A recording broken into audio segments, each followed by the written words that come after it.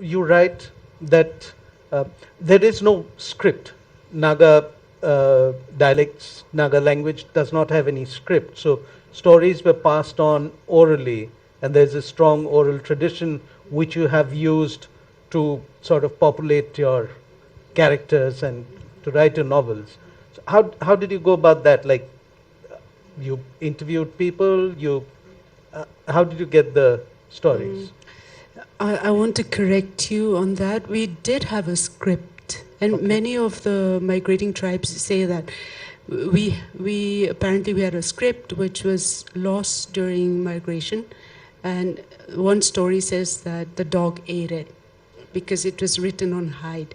Oh. So when the missionaries came, they transcribed our languages, and so we do have our languages transcribed, but not in the original script. And I write in English, and I translate from my mother tongue. So it's very painstaking because it's a long period of sitting with oral narrators, sitting, listening, recording, or just writing down whatever they say. But I've discovered that one sitting is never enough, and one telling of the story is not enough, because it's really very interesting. When you sit through it a second time and they tell the story all over again, some more details come up. And then when you do a third sitting, more comes up. So, So every time that there's a little bit of It does- change in the story that is No, that is being told, it doesn't but change. it adds. Yes, exactly. it More adds. details, more details.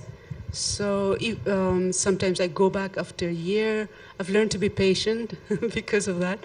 Go back after a year or after some months, and it's so rich, oral narrative. So there's still more layers coming out. So yeah. In your case, Mr. Murari, how did you go about researching the novels that you have written, which are like historical in a sense? Uh, History is very fortunate that she has people to talk to who will tell her their stories. Unfortunately, we don't have enough of those. At least I'd never found many of those apart from my own family telling me family stories. But to try and learn the stories about India, the problem is that when I was researching my novels, not only Charge, but I also did Imperial Agent and Last Victory, which was set during the British period, that the problem was, for instance, for Taj, I thought I would get a lot of material from Aligarh University because I went there to meet Ifran Habib because he's the final Mughal, he's the expert on Mughal history, and he was very kind and helpful. And he said, you can help yourself to any book in the library, just use the library. So I went into the library, and it was a bit chaotic. There were not many books there. So I was very disappointed.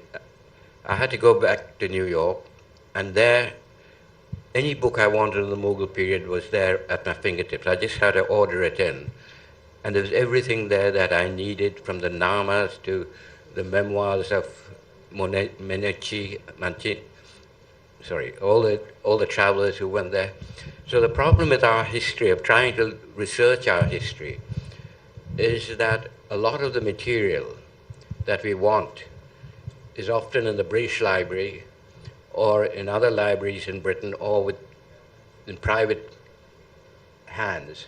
So you have to find out who's got it, or else spend a lot of time and money sitting in the British Library asking them for all the books that have any reference to your particular subject in India. And amazingly, they have it. They have all the old books written by the British going back 200-300 years. So in that context, the problem of trying to research and write Indian history sitting in India becomes quite a problem. I find that I can't get the material, and I have to go back there. I was trying to, somebody was wanting me to do a book on their family set in Calcutta. They didn't have any material. The British Library had it.